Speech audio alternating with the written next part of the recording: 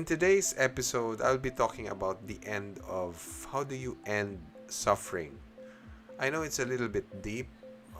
It's a deep discussion, but I hope you stay at the end till the end because this is a liberating stuff that you will learn today.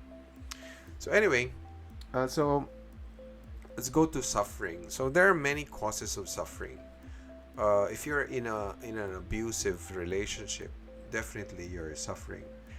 If you have ailments like physical ailments, like you're suffering from if you have cancer, if you have certain diagnosis, multiple sclerosis, and so on and so forth, you are suffering. You know, anxiety.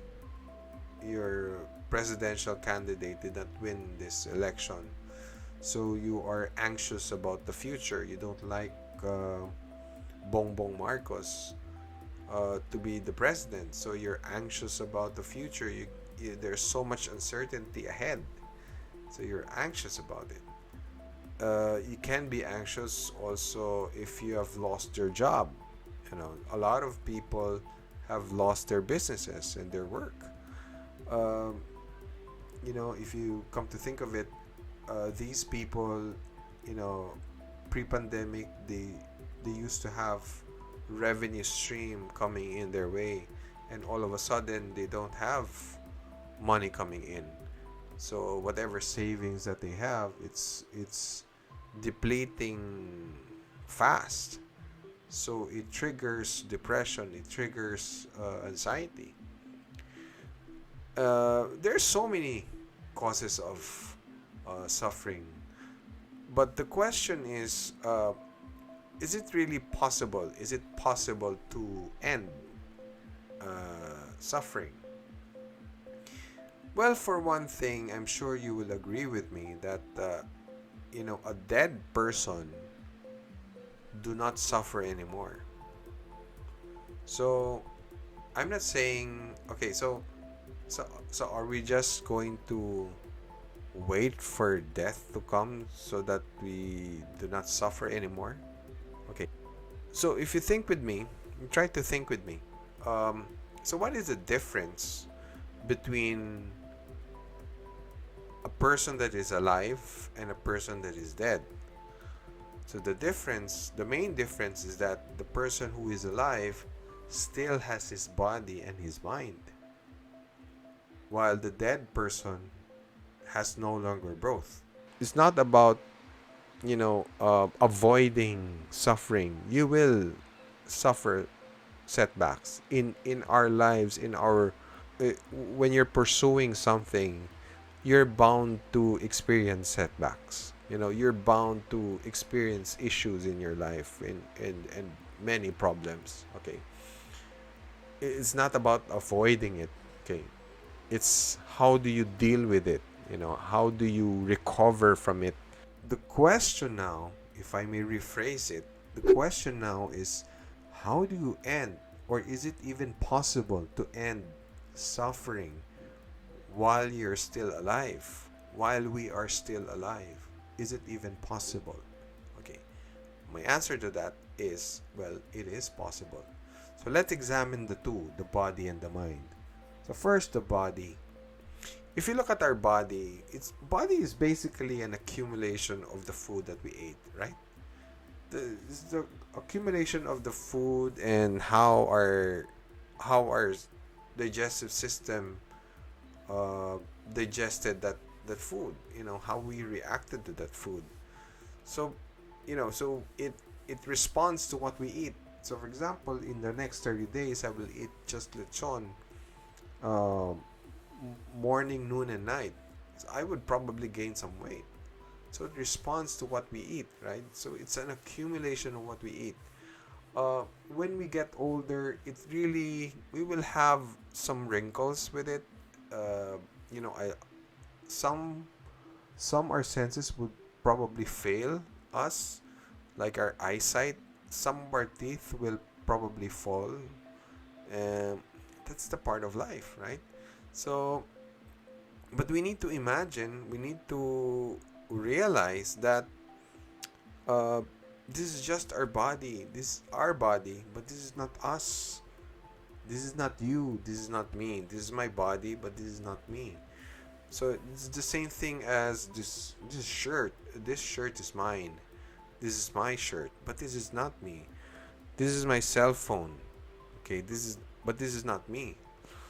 Uh, so that is one thing that you need to separate from you being the human being and your body. So let us look at the mind. Okay, if you look at the mind, our minds is basically also an accumulation of the knowledge that we gained for so many years, right?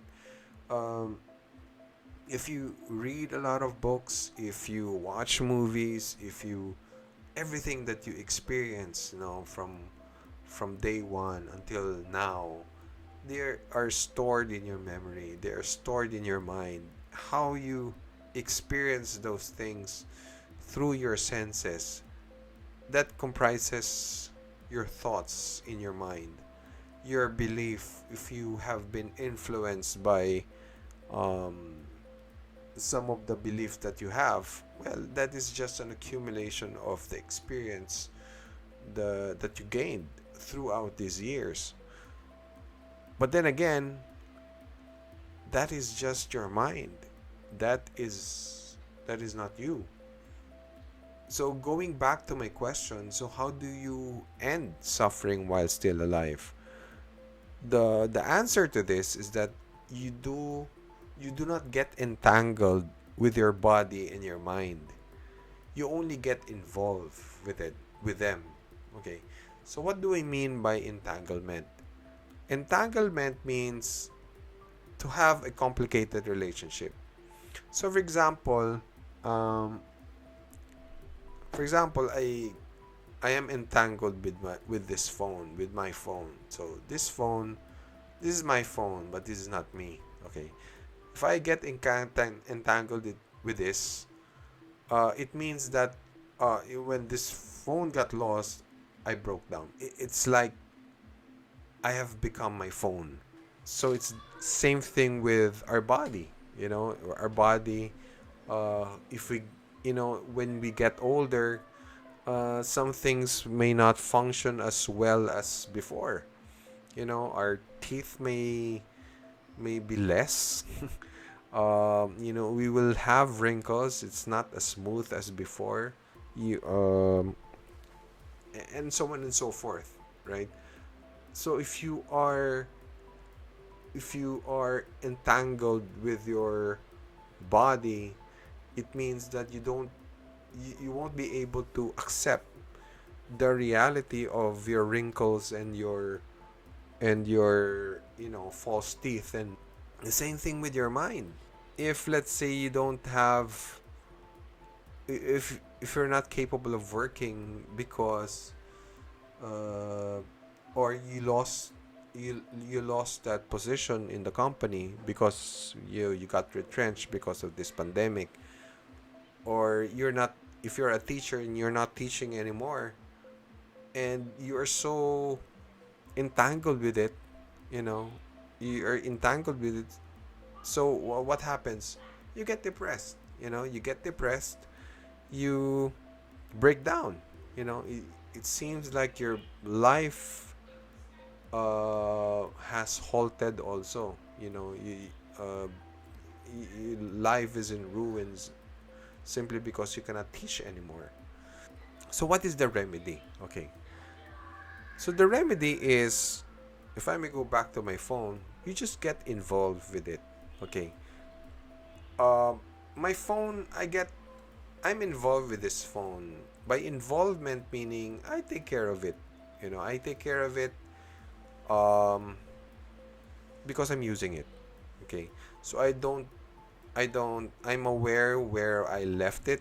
I'm aware if I go out where I leave my phone. I'm taking care of it because I'm using it. It's the same thing with my body. Okay. So I'm taking care of it. I take a bath. I clean it up because I eat as much as possible. I eat the right food because I need this body. I need to perform some task, and I cannot perform those tasks if I don't have my body. I I take care of my mind also. I don't read um, as much as possible. I read productive stuff. If I may go back, if you make yourself aware to separate you from your mind, you from your body, then that space basically ends that suffering. you know so same thing with my phone. Let's say this phone got lost, and I would probably be sad for a minute or whatever. um, but my life will continue. My life will move on because I am aware that this is not me, right? So so if you are not your mind, if you are not your body, so who are you? So that is the question. So that is the question that only you can answer. But my tip is, do not associate who are you, whatever your question, whatever your answer to that question is, do not associate it with your body or your mind. Then you will get the answer. Okay. So it's an important question that you need to answer, because when you answer it, then you will liberate yourself from suffering. So I hope this episode helped you in a way, and thank you for